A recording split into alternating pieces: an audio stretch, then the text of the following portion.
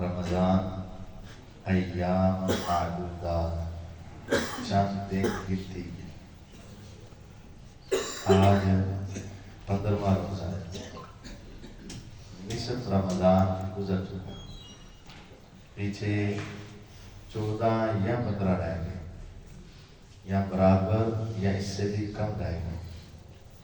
بہت خوش نصیب ہیں وہ جنہوں نے پہلے 15 دن بھرپور اللہ کی یاد میں گزارے، اور وہ بھی بڑے خوش قسمت ہیں جو آئندہ دنوں کو کامیاب بنا دیں۔ ابھی وقت ہے، ابھی یہ لمحات ہیں، اور ابھی یہ برکتیں سمیٹنے کا موقع ہے۔ اگر پہلے کمی کوتاہی ہو چکی، سستی کا شکار ہو چکے، تو ابھی بھی وقت ہے، اور آنے والی راتوں میں ایک رات ابھی باقی ہے۔ اِنَّا أَنزَلْنَاهُ فِي لَيْلَةِ الْقَدْرِ وَمَا أَدْرَاكَ مَا لَيْلَةُ الْقَدْرِ لَيْلَةُ الْقَدْرِ خَيْرٌ مِّنْ أَلْفِ شَهْرٍ۔ 1000 مہینے کی عبادت دیکھ کر، اور اس رات کی عبادت دیکھ کر، ان دنوں کو معمولی نہ سمجھے، اور ان راتوں کو بھی معمولی نہ سمجھے۔ وہ ایک رات تو ہے ہی ہے، لیکن ہر رات جو گزر چکی، جو آ رہی ہیں آج بھی، وَلِلَّهِ أُتَقَاءُ مِنَ النَّارِ وَذَلِكَ فِي كُلِّ لَيْلَةٍ۔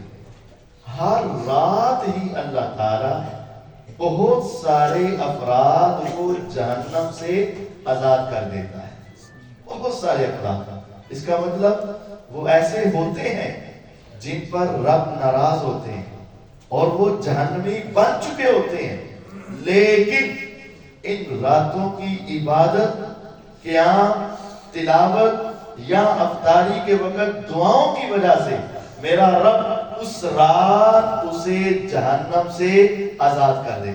ہر روز یا رب العالمین، اگر تو نے ہمیں ان آزاد بندوں میں شامل کر دیا تو تیرا فضل اور تیرا شکر ہے، اور اگر ابھی تک ہم نہیں نکل سکے تو مولا آج رات ہمیں ان میں آزاد افراد میں شامل فرما۔ یہ دعا مانگے، اور اللہ سے یہ ہم اپنا ٹارگٹ بنائیں کہ ہم نے آزاد ہونا ہے، اور انشاءاللہ ہونا ہے۔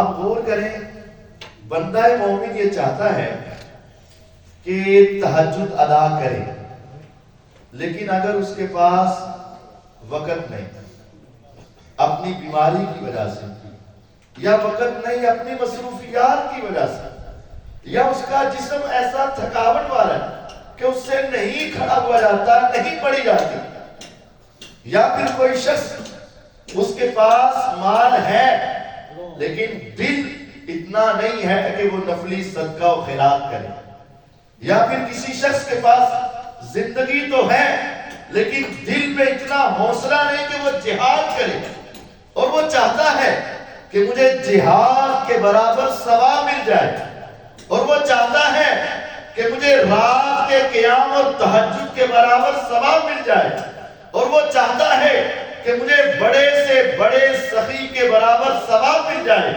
جی چاہتا ہے ثواب لینے کو، جسم اس کی ہمت نہیں پاتا، دل اس کی ہمت نہیں پاتا، موقع اس کو میسر نہیں ہے، تو پھر وہ کیسے لے؟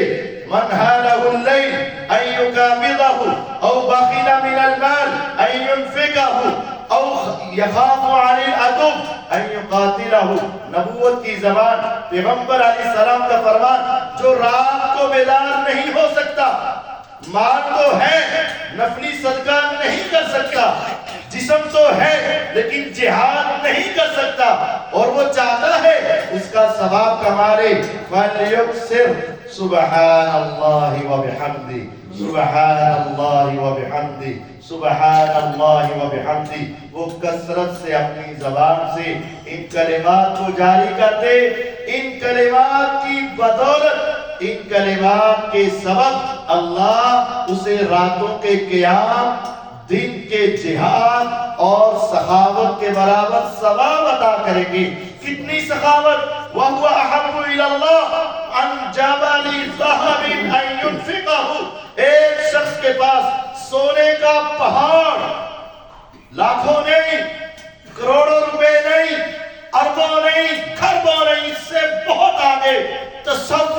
لیے سونے کا پہاڑ، ایک شخص اس کے کنارے پہ بیٹھ گیا، سارا پہاڑ اللہ کے راستے میں خرچ کیا، اور دوسرے نے کثرت سے پڑھا سبحان اللہ و بحمدہ، سبحان اللہ و بحمدہ، سبحان اللہ و بحمدہ، سبحان اللہ و بحمدہ۔ کیا یہ برابر؟ نہیں، یہ برابر بھی نہیں۔ تو پھر کون آگے؟ فرمایا جس کی زبان سے رب کی یہ تعریف کے کلمات نکلے، یہ سونے کے پہاڑ کی سخاوت سے بھی اللہ کو زیادہ پسند ہے۔ تم اپنی زبان سے یہ سخاوت کرو، ہر وقت یا اکثر اوقات اپنی زبان سے اللہ کی یاد تازہ رکھو، سبحان اللہ و بحمدہ، سبحان اللہ و بحمدہ، سبحان اللہ و بحمدہ، وآخر دعوانا ان الحمد للہ۔